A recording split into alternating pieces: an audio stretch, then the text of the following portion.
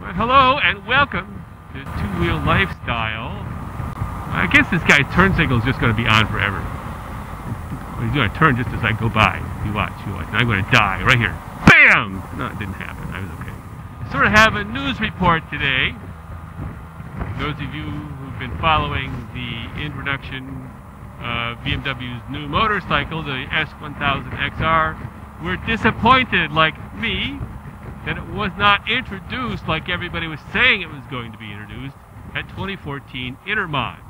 And that's not real good news for those of us who would like to see that model get introduced. And I'll tell you why.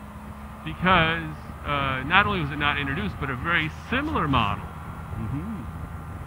was introduced, the R1200RS. The RS is, guess what, a sport tourer, but based on the 1200 boxer motor, the new water-cooled version.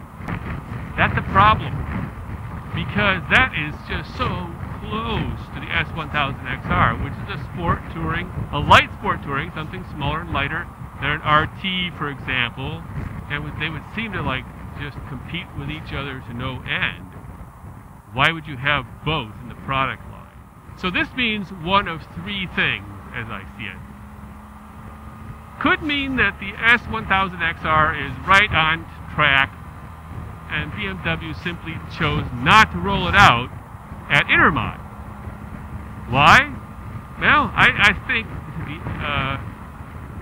having the RS introduced at the same show as the XR is going to just confuse the heck out of people, and everybody would spend the whole time at the show asking BMW, why are you introducing two such similar bikes at exactly the same time? Wouldn't be the first time we sat around scratching our heads trying to figure out what BMW was thinking. Number two, what it could mean is they're not going to do the S1000XR. I don't see that as real likely. They've gone to great lengths to prepare for the introduction of the XR. They have got Wunderlich working on aftermarket parts, I know that.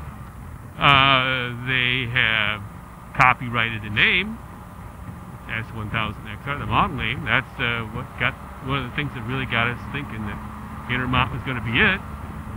So they put a lot into it. You generally don't get a bike or a product of any sort that far down the development cycle and then cancel it. You generally make that decision before you start going into all this rollout effort. Option number three could be that they're having teething pains and the XR is just behind in its development schedule and it's not ready for prime time yet. We were thinking if it would get rolled out at Intermot, we would see it early in 2015. It could simply be that we're going to see it, but we're going to see it a little later. And that could mean all kinds of time frames. I'm not basing any of this, by the way, on any insider information, just empirical data that we all have access to. What could this possibly mean? So that's not all bad news. And on the surface, it would seem a bad thing for BMW to be introducing another, powerful light sport tourer like the RS. How could that possibly be good for those of us who want to see the XR? Well, I think it means that the XR is more likely to have a little more rowdy personality to it, let me put it that way. So that's it. That's it. I think that either BMW just didn't want to deal with rolling both of those bikes out at Intermot. Seems reasonable.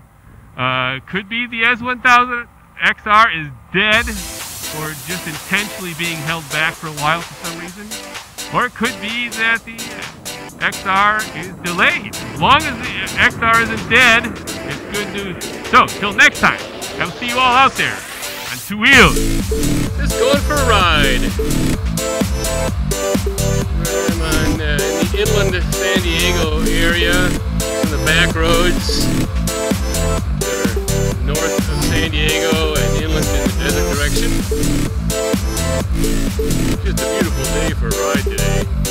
So I thought, hey, I can just vlog on the ride. I don't need to vlog about anything else. Sometimes the ride is enough.